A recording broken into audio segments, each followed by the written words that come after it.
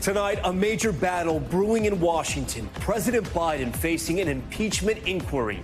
Republican House Speaker Kevin McCarthy ordering 3 committees to investigate the president over allegations he profited off his son Hunter's international business dealings. Democrats slamming the move as revenge for the 2 Trump impeachments. What all of this could mean for the president's re-election bid and how likely this is to head to a full House vote. Why not all Republicans are exactly on board. Catastrophic flooding overseas, 10,000 people feared dead after devastating floods ripped through Libya. 2 major dams collapsing, wiping away entire villages. The urgent search tonight and rescue efforts still underway. Armed and dangerous, an alarming escalation as police hunt for an escaped murderer in Pennsylvania. Authorities now saying that fugitive is armed with a .22 caliber rifle that he stole from a garage. The homeowner firing at the escapee before he fled yet again.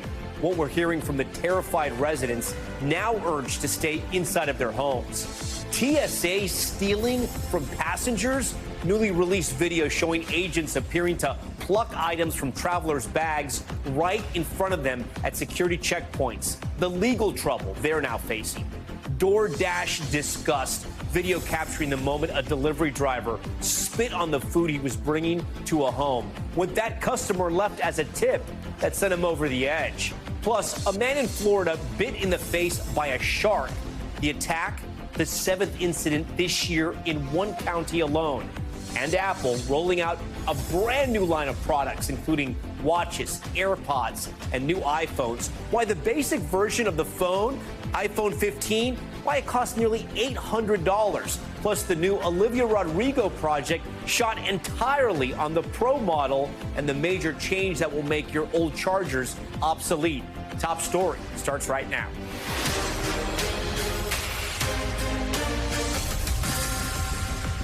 Hey, good evening. We want to start Top Story tonight with a major development out of Washington. Republican House Speaker Kevin McCarthy seemingly caving to pressure from within his own party and launching a formal impeachment inquiry into President Joe Biden. It's a threat that has been looming over the president for months now, one that has gained steam in recent weeks as McCarthy looks to placate the far-right members of his party. The probe centered on allegations that Biden may have profited off his son Hunter Biden's business dealings and then lied about it, claims that Republicans have not been able to prove just yet. McCarthy calling on the Oversight Judiciary and Ways and Means Committee to investigate. The formal order clearing the way for those committees to possibly issue subpoenas for bank records and other documents. Even with that power, this inquiry widely viewed as a long shot, but one that no doubt will be a thorn in the president's side as he seeks re-election. Senior Capitol Hill correspondent Garrett Hake leads us off. Tonight, House Republicans ramping up their investigation into President Biden and his family. Speaker Kevin McCarthy directing 3 GOP-controlled committees to open an impeachment inquiry. These are allegations of abuse of power, obstruction, and corruption, and they warrant further investigation by the House of Representatives. House Republicans have alleged that the president has profited off the foreign business dealings of his son Hunter and lied about it, but have provided no direct evidence to prove those claims, which the White House has denied. There is no evidence of wrongdoing by President Biden because President Biden didn't do anything wrong. But Republicans believe elevating their investigations to an impeachment inquiry is necessary to overcome what they say is White House stonewalling in their various probes. There's enough smoke. There may be a fire there. So I think this is the logical next step. That's what leadership looks like, and it's absolutely the right thing to do. Democrats tonight rallying to the president's defense, accusing Republicans of seeking revenge for the 2 impeachments of Donald Trump. This is an illegitimate impeachment inquiry. Period. Full stop. Some openly mocking the GOP effort as unserious, without evidence or a full House vote to support it. Oh my gosh, it's devastating. Ooh, don't do it. Please don't do it. Oh no. Okay, Garrett Hake joins us now live from Capitol Hill. Garrett, in a Breitbart interview earlier this month, we know that Speaker McCarthy said there would be a formal vote to launch an impeachment inquiry. Do you have any insight into why he didn't bring it to a vote first? Yeah, Tom, he's been making that promise for months. I think the simplest answer is that he knew that he did not have the votes. I asked him about this earlier today. He pointed to the fact that the first impeachment of Donald Trump started in a similar way with an inquiry but no formal vote. That happened a couple of months later after Democrats had gathered significant evidence. He suggested to me that that might be the path he chooses to go down if his committees are able to gather the evidence to support the claims he's made today. Okay, and then Garrett, can you walk our viewers through what we can expect as far as a timeline for this inquiry and what sort of are the next steps?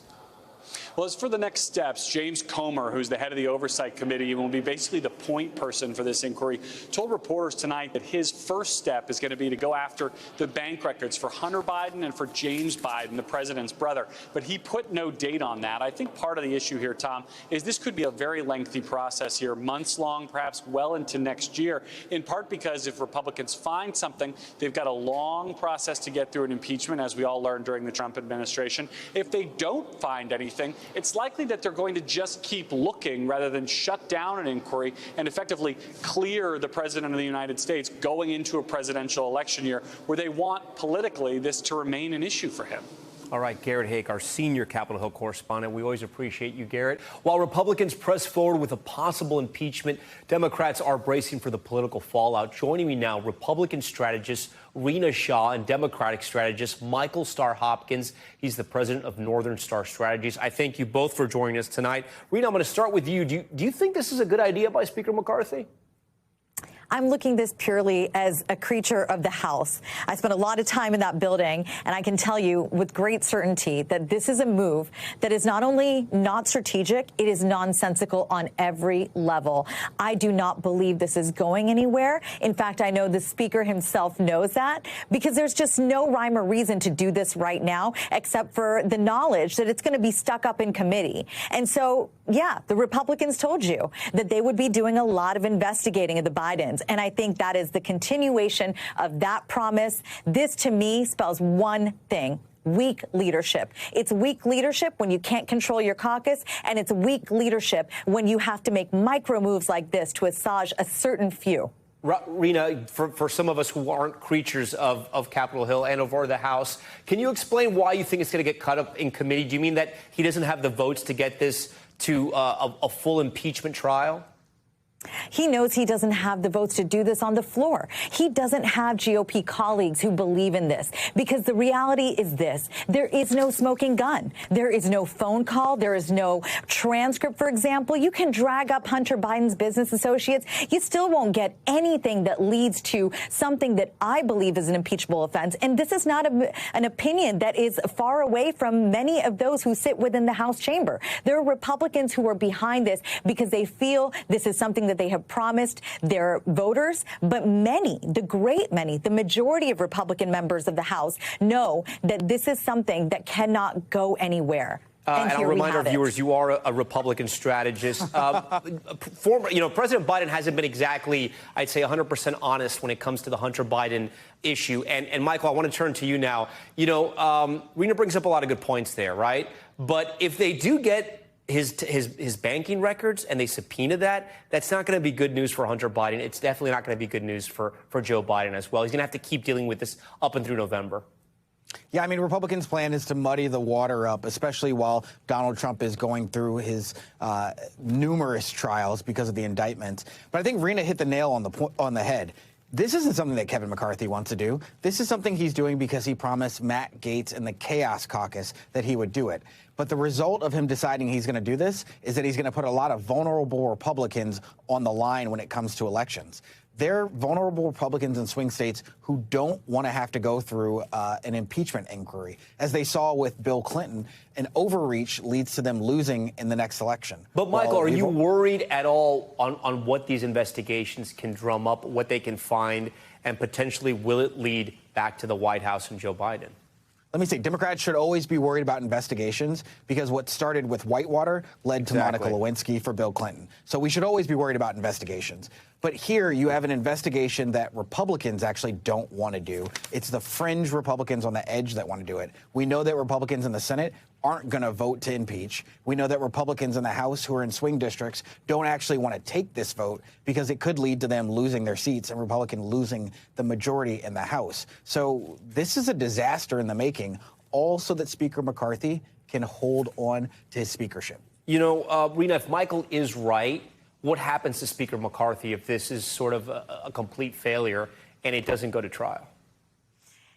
He reminds me of a firefighter right now, right? He's got to put out multiple fires. And look, I don't envy him in any way. This is a guy who got to where he is after 15 ballots. So, of course, he's sitting in this moment where every day he's thinking to himself, is this really it? Is this where I'm at in this very short tenure? Because he knows he himself, during the Trump era, was screaming about weaponization of impeachment. And now, what does this look like? Weaponization of a tool within the Constitution that is called impeachment. And it's not a good look for his colleagues.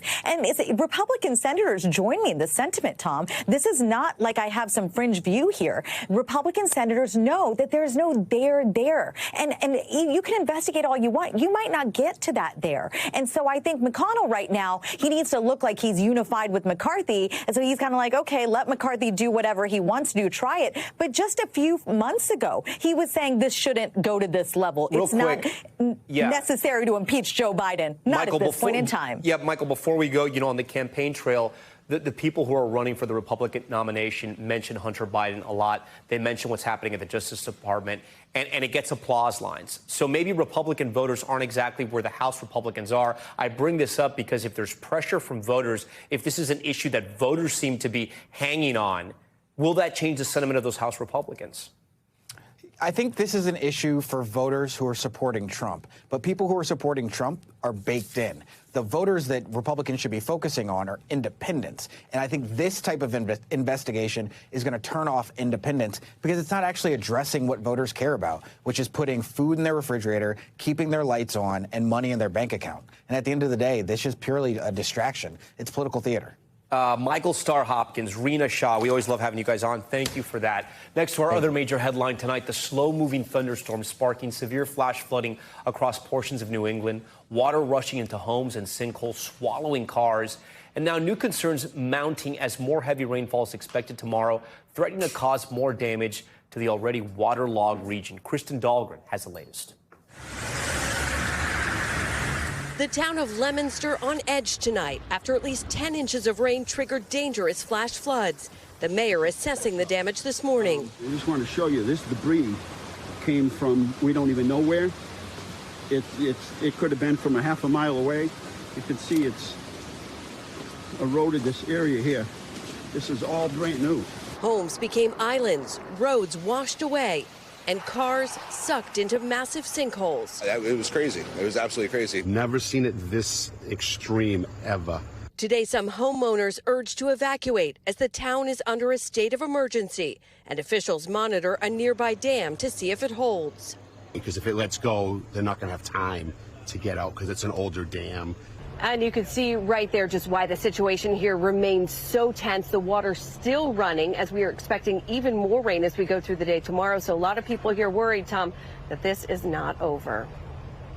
Homeowner staring at his home there. Okay, Kristen Dahlgren, we appreciate it. The flooding, not only the severe weather threatening the Northeast, Hurricane Lee now taking aim at the East Coast. Dangerous surf and rip currents set to continue when the Category 3 storm likely turns north tomorrow. Let's get right over to NBC News meteorologist Bill Cairns, who joins me now on set. So, Bill, we're watching Lee. We've been talking about Lee. Like 2 weeks. It's the most talked about storm maybe in the history of meteorology. What's the latest with Lee? Yeah, I think we're all over it. I mean, but it hasn't even happened yet. So we got 4 days left of this. Then it's finally going to make its move into either Canadian Maritimes or possibly up towards Maine. So it's still a hurricane. It's going to brush by Bermuda in the next 2 days. And then everyone wants to know, is it going to hit close to Cape Cod or Boston, or is it going to be far enough away just for a glancing blow? So here's how close it gets to Bermuda. That's roughly about 300-400 miles away. So just some gusty winds for Bermuda. No problems there. And then the forecast cone, it no longer includes Nantucket, the islands, and Boston, but it does include a good section of Maine and all of Nova Scotia here. The Hurricane Center has it coming up here somewhere near Yarmouth, but the forecast there could be to the right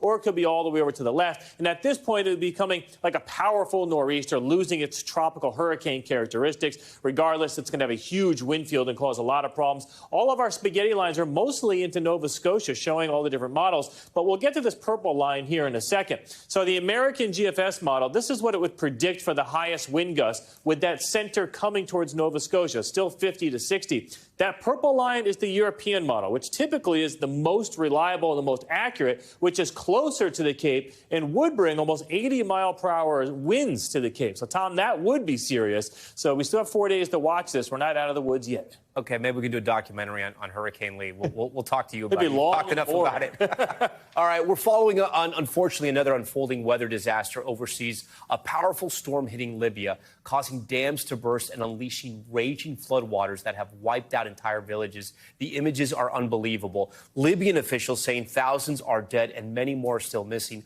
Our Ellison Barber reports, and we do want to warn you, some of the footage you're about to see is hard to watch. Death and destruction in Libya at the hands of Mother Nature. The Red Cross now says up to 10,000 people are feared dead after a storm slammed into the country's east, unleashing a devastating surge of floodwaters that swept away entire neighborhoods, leaving nothing but wreckage in its path. A spokesperson for the country's armed forces says 5,000 to 6,000 people are missing in a single city after floodwaters broke through dams in Derna. Now bodies covered in blankets are laid out along a sidewalk outside of a medical complex. Horrific evidence of the storm's indiscriminate brutality. This volunteer pleading for God's protection, saying we are still looking for the victims. We call on all young Libyans, anyone who has a degree or any medical experience, to please come and help us. We do not have enough nurses, he says. We need help. The exact death toll is difficult to know. The health minister for eastern Libya says that's because they believe bodies are still trapped under the rubble. And when the floodwaters receded into the Mediterranean Sea, some bodies went with it. Thousands of people have lost their lives, thousands of people have lost their homes, and thousands of families are stranded or lost. More help is on the way.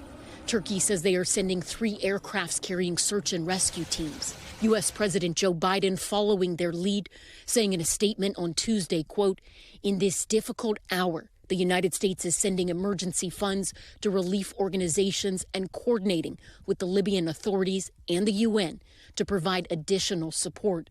But the people who live here have already been waiting in agony for days, many forced to take matters into their own hands, digging graves, piling into dinghy boats, searching for the bodies of their neighbors, and praying for an ounce of hope in an ocean of utter devastation." Ellison Barber joins us now live in studio. So, Ellison, people may be thinking Libya, it hasn't really been in the news since 2011 with the fall of Gaddafi, and they've had a lot of sort of civil tension, instability. How is that playing out now with this massive natural disaster? So it's actually a pretty big factor because you have 2 primary rival governments who they had a ceasefire that they agreed to in 2020, but they were supposed to have elections in 2021. That didn't happen. So you're probably thinking, what does all that have to do with flooding? Well, when you look at something like aid coming in, it makes it incredibly complicated because the U.S. and most of the international community, the UN as well, they support and back the rival government that controls the western part of Libya. But where the worst destruction is, it's in the eastern part. So when they're talking about sending aid in, if they have permission from the western government, they need permission from the eastern government to then take that aid in. And historically, we have seen these 2 rival governments from the West and the East not be able to work together on anything at all. And possibly 10,000 dead. That's just so hard to wrap your head around. Okay, Ellison, thank you. Now to another disaster zone, the death toll rising to more than 2,900 in Morocco after that devastating earthquake. Tonight, anger growing over the official response to the crisis as displaced residents struggle to find shelter. Matt Bradley again on the ground for us tonight. Tonight in Morocco, time is running out. New video shows rescue crews desperately searching the debris for survivors 4 days after the country's most powerful earthquake in more than 100 years. The quake killing more than 2,900 people and leaving more than 5,500 injured. New images tonight showing another wedding celebration erupting into chaos when the tremor struck. Now, emergency workers deploying sniffer dogs to scour the wreckage. using helicopters to evacuate victims from the disaster zone. For Al-Maga, who lost several members of her family, agony is turning to anger. She says the government is just absent.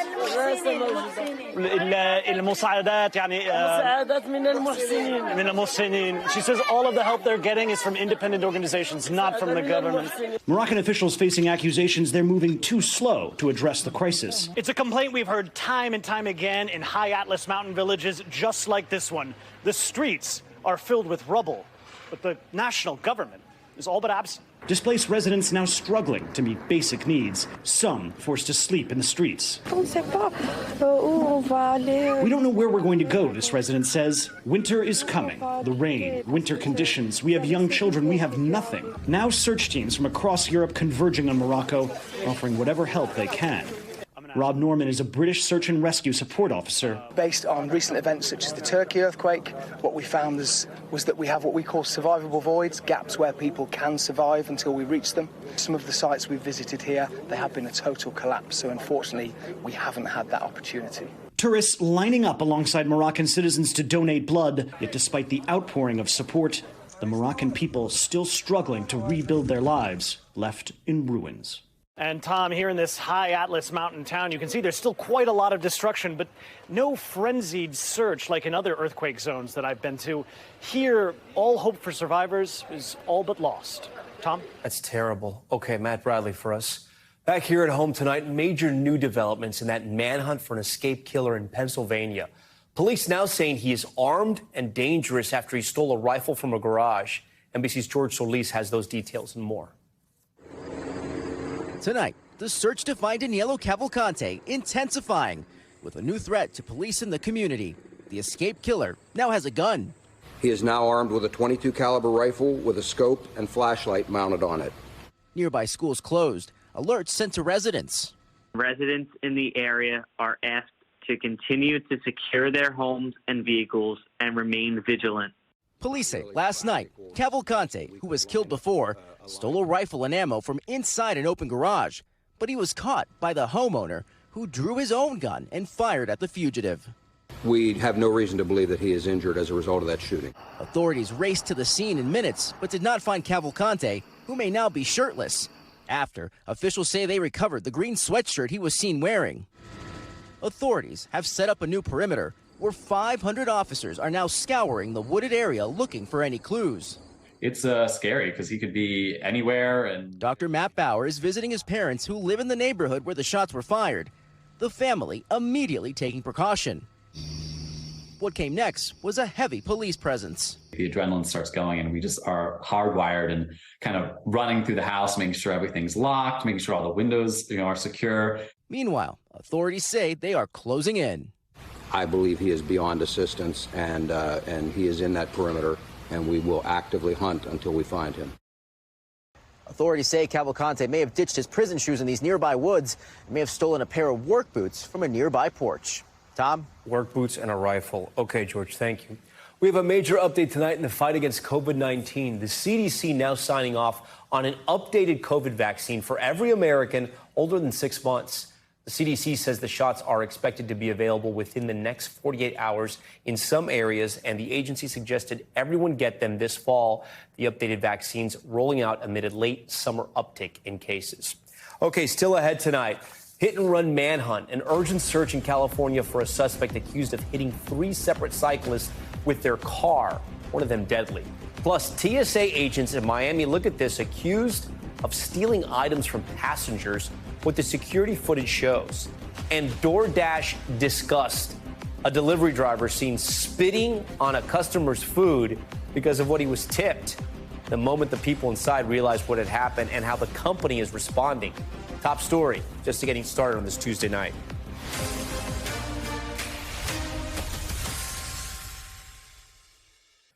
All right, we're back now with the TSA agents charged in an alleged scheme to steal from passengers. Prosecutors now releasing new footage that appears to show them caught in the act, distracting travelers and then making off with hundreds of dollars at a time. Here's NBC's Sam Brock. Tonight, TSA agents at Miami International Airport caught on camera allegedly stealing hundreds of dollars from passengers. Video provided by the Miami-Dade State Attorney's Office appears to reveal Jose Gonzalez and Liberius Williams going through a black bag at a security checkpoint when Williams walks away. Gonzalez then appears to take something out of the bin and put it in his pocket. In another video, prosecutors say he's also seen removing something from a Louis Vuitton bag, setting it aside, and then grabbing it out of the bin before the luggage is screened. Gonzalez and Williams were arrested in July, along with a third agent, who later had charges against her dropped.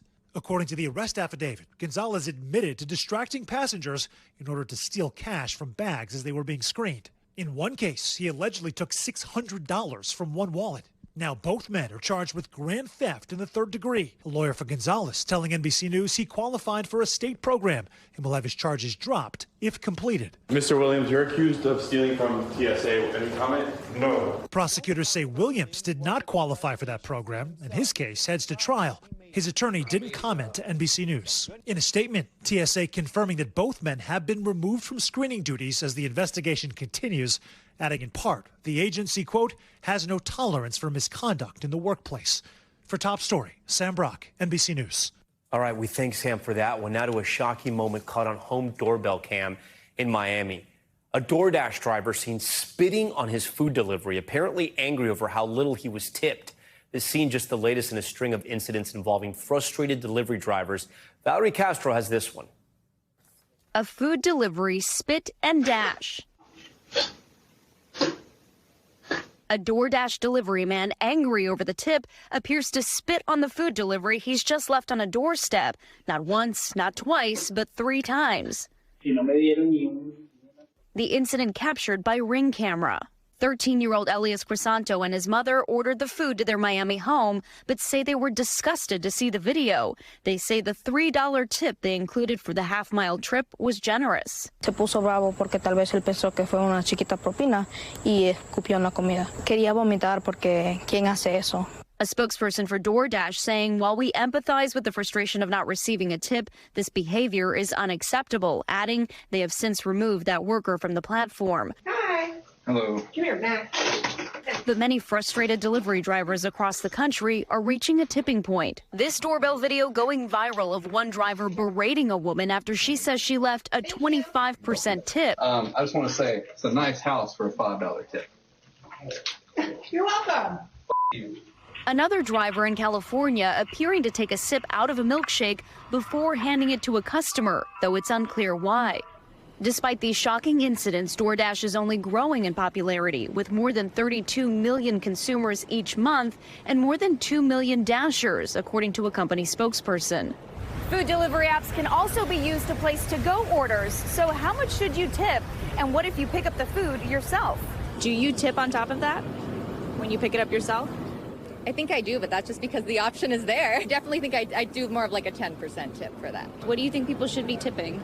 I think it's like in most service industries, people live off of the tips, so be mindful that that can be very generous help for that person. Some delivery app sites spell it out. Grubhub suggests 20% or at least $5 more if bad weather is a factor. DoorDash and Uber Eats both say a tip is never required but always appreciated, and 100% of it goes to the worker. At the end of the day, for those making the deliveries, gratuity and generosity go hand in hand. Can't tell nobody what to do with their money. I know what I signed up for. If you tip, you tip. If you don't, you don't. At the end of the day, you have to look in the mirror and know what you did. That's completely up to you. Okay, Valerie Castro joins us now. Valerie, I don't know if I'm going to ever look at my delivery the same way again. So listen, you know, I agree with all the people in your story. You should definitely tip. Mm-hmm. There's also all these added fees that get tacked onto your bill as well. Right. Do any of those go to the driver as well, or those just go to the restaurant and to the services? They don't, and DoorDash actually lists all of the possible fees. There are 7 different fees here. There's a service fee that goes to operating costs for the app. There's the delivery fee that is separate from what the driver is getting paid in a tip. They don't get that. They don't get that, and it varies by restaurant. It can depend on where the restaurant is located, how popular it is. A small order fee, maybe you only ordered French fries. They're going to tack on an extra fee because it's such a small order. But again, all of the app companies say that is not the driver's tip. That's all going to the company. Keep that in mind, yeah. Okay. Maybe the company can give them some more, too. Exactly. Okay. Valerie Castro, we thank you so much for all of this. Okay. And when we come back, we're going to be talking a lot more about what happened at a Florida hospital. Part of a parking garage collapsing, sending cars crashing into the level below. what we're hearing about the injuries at the scene next.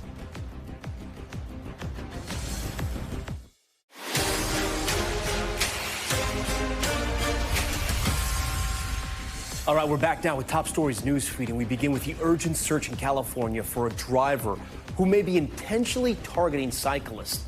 Police in Huntington Beach say 3 cyclists were hit or nearly hit within a half-mile radius over the course of 45 minutes on Sunday night. One of the victims died from their injuries. Witnesses in all 3 cases described seeing a black Toyota 4-door sedan with major damage to the passenger side fleeing the scene. An investigation tonight after a parking garage collapsed at a Florida hospital. Aerial video shows part of a roof pancaked at a garage in Jacksonville. Cars from the 3rd floor sent crashing down onto the 2nd. Multiple vehicles were destroyed, but luckily no one was hurt. All nearby businesses were evacuated. It's still unclear what caused the collapse, but officials say it appears to be some kind of structural failure. Another man has been injured after getting bitten by a shark at a Florida beach.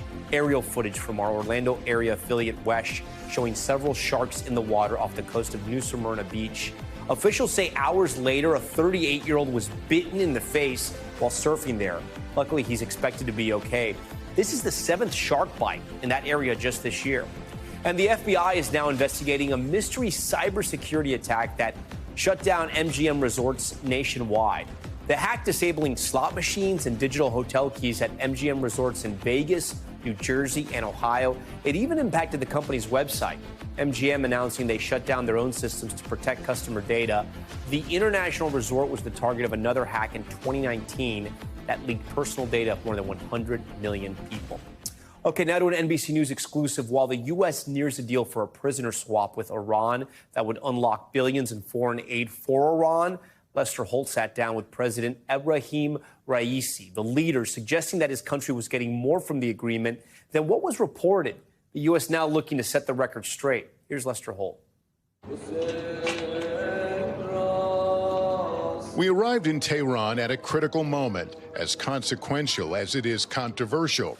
Tonight, the White House moving quickly to frame the details of a prisoner swap that would unlock $6 billion of frozen Iranian funds that the U.S. says would be for Iran's humanitarian use only. After Iran's President Ebrahim Raisi telling me in an exclusive interview that Iran will do whatever it wants with the money. No, that's not true. The system is set up such that this money, these funds, can only be parceled out for humanitarian purposes. Tonight, the 5 Americans at the center of the deal, held for years, are expected to be freed at any time. Recently transferred from a prison cell where they had been held on espionage charges. The U.S. says they were unjustly detained. Now they wait to be exchanged for 5 Iranians held in the U.S. on alleged sanctions violations. For Iran, the deal will free up billions that had been blocked by U.S. sanctions. Walking the busy streets of this capital, it doesn't immediately strike you how isolated this country is. But in fact, Iran is the 2nd most sanctioned country in the world. Russia only surpassed it after its invasion of Ukraine. Speaking to President Raisi through a government-provided translator, I asked about the well-being of the soon-to-be freed Americans. Are they healthy? Are they well? They are very healthy, and according to our latest information, they are in full health. I want to ask you about the deal. $6 billion that Iran has, its own money, for humanitarian purposes. There are many in the United States, members of Congress, who have raised concerns that this is a ransom, that this is appeasement of Iran, that it will only encourage Iran to take Americans in other circumstances and falsely accuse them. What's your response to that? Just from the beginning, we have been intending to release the Iranian frozen assets, which have been unjustly frozen by the United States, to free them. We believe that this American action was very unjust just from the beginning. It has imposed further pressure on the Iranian people. You believe this money was wrongfully taken from Iran But what is your expectation of its use? We're told that it's for humanitarian purposes, food and medicine. Do you believe you have the right to use that money in any way that you see fit? This money belongs to the Islamic Republic of Iran, and naturally, we will decide, the Islamic Republic of Iran will decide to spend it wherever we need it. So if I hear you clearly, that it will be used for more than humanitarian purposes in your view? Humanitarian means whatever the Iranian people needs. So this money will be budgeted for those needs. And the needs of the Iranian people will be decided and determined by the Iranian government.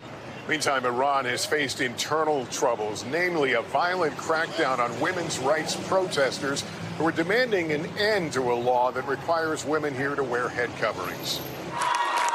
The protest movement led by women here. We saw many openly defying the law. Are you at all afraid to walk down the streets without a scarf? No, I don't afraid because I'm really tired about this. I asked the president about that deadly government crackdown on those protesters. We are sitting here, Mr. President, at nearly the one-year anniversary of the death of Mahsa Amini, a young woman who was arrested by the morality police for allegedly improperly wearing her head covering. The response, the government response to the protesters was swift, and it was brutal in the eyes of many. Humanitarian groups say at least 500 people were killed, perhaps many young people. Thousands, tens of thousands were arrested, that there were people executed or put on death row, journalists who were rounded up. What message did that send to the rest of the world, how Iran handled those protests? It was an incident. The same incidents happen every day in the U.S. and in the European cities. The Islamic Republic of Iran responded swiftly and followed the issue. But I would like to mention the fact that the Western countries and some European countries and the U.S. were making use of this incident as a project against the Islamic Republic of Iran. It was a hybrid war and a cognitive war. It was a political war. It was an economic war, a media war, and a psychological war against the Islamic Republic of Iran. If I understand what you're saying, you're blaming what happened on the streets after Mahsa Amini's death on Western influences and American efforts to undermine this country. But those were Iranian security forces in the street firing pellets at unarmed people or live weapons at crowds that included young people. Do you not see anything in the last year in which you have to take responsibility for? Those who provoked the people and made use of this opportunity, that was the U.S. and European countries. Those who were trying to ablaze banks or to open fire on the people or to kill people, certainly our security force on the street cannot allow terror to happen. We cannot allow anyone to destroy the public places. We cannot endanger the safety of people. If on Saturday, the anniversary of Mahsa Amini's death, if there are protests to commemorate that date, would the security forces crack down in the same way? So do you know that are there going to be any protests in the country? I don't know. There are reports the government has taken actions to quiet activists ahead of that date. Can you comment on that? You should be assured that the Islamic Republic of Iran has always been ready to listen to words of protesters on any issue. We are all ears. And those who intend to abuse Madam Amini's name under this pretext to be an agent of foreigners to create this instability in the country. We know what will happen to them, and they know that endangering the security of people and security of society will create a big cost. Lester Holt for us tonight from Tehran. Now to top stories global watch. We begin with that reported meeting between North Korea's Kim Jong-un and Russian President Vladimir Putin.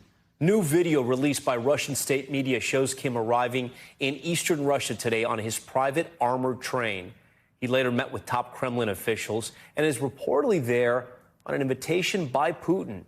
The U.S. has threatened more sanctions if the leaders agree to an arms deal to support Moscow's war in Ukraine. In Austria, a zookeeper was killed and another seriously hurt in a rhinoceros attack. Officials say the female zookeeper was crushed by the nearly 4,000-pound animal during morning rounds at a zoo in Salzburg. Her husband, also a zookeeper, tried to save his wife by chasing the rhino away. He was also hurt and taken to the hospital, but is expected to survive. And a stolen Vincent van Gogh painting has been recovered. Surveillance video, you see it here, captured a thief stealing the 1884 painting titled Spring Garden from a small museum near Amsterdam in 2020. Well, private detective Arthur Brand says after an extensive investigation, the painting, worth more than $3 million, was delivered to him inside of an IKEA bag. The unnamed man who delivered the painting reportedly did not take part in the theft. The detective apparently not having a problem showing camera and touching the painting everywhere, but he found it. All right, coming up, a governor trying to suspend gun rights, the backlash she's getting with police refusing to enforce her order. We'll have the battle in New Mexico next. Back down to the bipartisan outrage in New Mexico after the governor's decision to suspend gun rights in and around Albuquerque in an effort to curb gun violence. Gun owners are protesting the decision and the move even drawing condemnation from some gun control advocates. NBC News correspondent Liz Kreutz has the details. We will not comply! Tonight, protest and defiance in Albuquerque. This is the land of the free and the home of the brave. Yeah. Dozens of New Mexicans armed with guns rallying against the governor's controversial new public health order, which bans people from carrying guns openly or concealed in Albuquerque for 30 days. My jaw dropped. For a Second Amendment to be suspended, it's unconstitutional.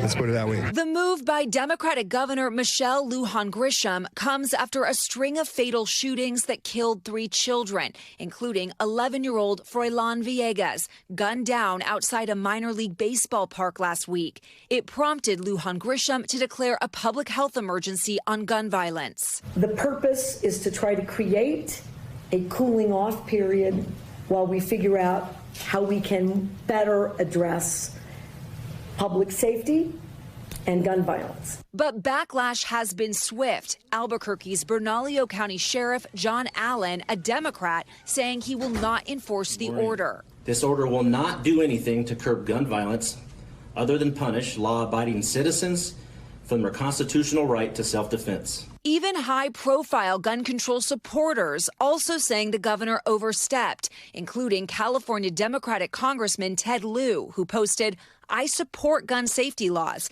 However, this order from the governor of New Mexico violates the U.S. Constitution." And Parkland school shooting survivor David Hogg, who wrote, "I support gun safety, but there is no such thing as a state public health emergency exception to the U.S. Constitution." What is your message to the governor right now? Our message to the governor is simple. You cannot do this. This is wildly unconstitutional. Hannah Hill with the National Association for Gun Rights is among 4 pro-gun groups now suing Governor Grisham. We're asking the courts to uphold the Second Amendment and to issue us a temporary restraining order knocking down this unconstitutional executive order.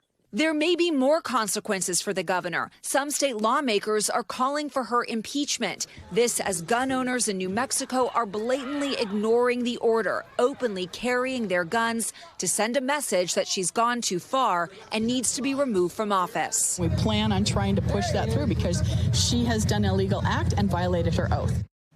Liz Kreutz joins Top Story tonight. Liz, clearly the governor is taking it from all sides. What is she saying tonight? Yet, Tom, despite this criticism, she is, at least for now, doubling down. She sent NBC News a statement where she responded to the sheriff's comments there. She said, "I don't need a lecture on constitutionality from Sheriff Allen. What I need is action." She then goes on to say, "I will not back down from doing what's right, and I will always put the safety of the people of New Mexico first." And Tom, the CDC says New Mexico has some of the highest firearm mortality rates in the country, so it seems the governor is trying to do something to change that. I guess, Liz, before you go, I do want to ask you, was this purely symbolic, or was there actually any type of enforcement on this measure? There is allegedly a fine for people who violate this. People who violate it could face a fine as much as $5,000. But as of now, police are not enforcing it. Tom. Okay. Liz Kreutz for us. Liz, great to have you on the show. Coming up, the new iPhone, the new AirPods, and the new Apple Watch out now. We'll tell you. But more importantly, we're going to show you the biggest changes, the new features, some of the costs, and show you the pop star who's using that new iPhone to shoot an entire music video. That's all coming up next. Welcome back. A big day for Apple and its signature products. Some major announcements from the tech giant, including a big change coming to how you charge your devices. NBC's technology correspondent Jake Ward joins us tonight from San Francisco. So, Jake, let's get right into it. Give us the three top lines when it comes to the new iPhone announced today. Well, the new iPhone, Apple was very clear, Tom, is supposed to be sort of moving things forward. But the truth is, are the differences that enormous? It's really not clear. At this point, we know that there will be a new titanium shell that supposedly makes the whole thing lighter. There's a much more powerful camera. And then, as you mentioned, charging is the difference. The European Union has now mandated that USB-C, which is used to charge your Android device and so many other gizmos, is also going to have to be mandatory for basically everybody. Apple seems to be going along with that, and that's why all of its products going forward will be charged by USB-C, Tom. And to be clear here, Jake, if you got an old iPhone, you don't have to worry. You can still use the same chargers. Those chargers will still be sold in stores. That's right. And now you can buy a $29 adapter from Apple that'll take your old Lightning cable and put it into USB-C if you need that. But that's correct. You can still use the old ones. And if you decide to throw them away, you can just recycle them. All right. Let's talk about the pricing here. I want to put up the prices for our viewers here. So the iPhone 15 is pushing $800. iPhone 15 Plus is at $899. The iPhone 15 Pro is at $999, and the iPhone Pro Max is at almost $1,200. So, of course, we are aware of inflation, but from what I was reading, these are similar prices to what happened last year. I'm surprised at how expensive the iPhone has gotten. I know. Whenever I'm doing something stupid with my phone, right, holding it over, the ocean or whatever, I think to myself, if I had $1,000 in my hand, would I really just be casually standing here with it, right? It is that crazy feeling of just how expensive these phones are. But you have to remember, Apple makes the vast majority of its money off of this kind of hardware sales. And the profit margins on some of these phones have historically been as high as 50%. They make a lot of money this way. They are also forecast to sell fewer and fewer phones as the years go by. So they're trying to get as much money out of each one. Now, they are trying to pack a lot of value into every phone that they make. And so in exchange for that $1,000, you're getting extraordinary cutting edge technology, stuff that our grandparents' generation could never have dreamed of. But in a day and age of incredible inflation, it is pretty eye-watering to pay this amount of money, Tom. Jake, when people go out with the new iPods that have just been released, will they notice anything different? Well, the AirPods are, in theory, going to have greater ruggedness. I've dropped mine into water while shaving. Why was I shaving with so much money in my ears? I don't know. Yeah. But, they're supposedly going to be much more ruggedized for the dumb things that we do with them. They're supposed to have better noise canceling, and they will, of course, be charged by USB-C in the future. So a few changes made there. I go everywhere with my AirPods Pro. They're incredibly important to my life. Will everybody need them? I'm not sure about that, Tom. Yeah, no, I hear you. And then finally, the new Apple Watch. They promoted this in a big way and some new features. Tell our viewers what we can expect. Well, the Apple Watch is more and more becoming a sort of standalone device. And one thing that's really important to remember here is that a big part of all electronics companies, a lot of hardware companies, are really interested in getting against your skin. They want to be able to read all sorts of signals off of your body. Apple Watch already is touted as saving lives because it has, in fact, detected cardiac events and all sorts of health troubles in people. And in the future, it's going to have little conveniences. This new one, if you wear it on a certain hand, if you just double tap 2 fingers fingers of that same hand. That will be a gesture it will read, and you can start and stop the music or start and stop a timer. It's part of a play of trying to understand your body better, get in tune with your body. That's part of what these companies are trying to get into, and the Apple Watch is part of that move, Tom. And then finally, I know there's some type of deal with the new iPhone and one of the biggest pop stars out there right now, who's, of course, a friend of the Today Show. That's right. Olivia Rodrigo has filmed her new music video using entirely the iPhone. It's a reminder of just how incredible these cameras actually are. And in a day and age, you know, when once upon a time it took a lot of training to do what you and I do, right? It turns out anybody can make a movie quality video just using one of these phones. Olivia Rodrigo seems to have done that here, Tom. I have an idea for a product. Tell me if you think Apple will buy this. It's the AirTag, but it's an earring. So it kind of hangs low, but it's the AirTags, and you can track, you know, whoever you want who's wearing those earrings. You think they'll go for that? I can't tell you how many times I want the duct tape, and then I want to put it right here so that I can figure out where I am. Especially on the kids. All right, Jake Ward, we appreciate you. Thank you so much. And we thank you all for watching Top Story tonight. I'm Tom Llamas in New York. Stay right there. More news on the way. Thanks for watching. Stay updated about breaking news and top stories on the NBC News app or follow us on social media.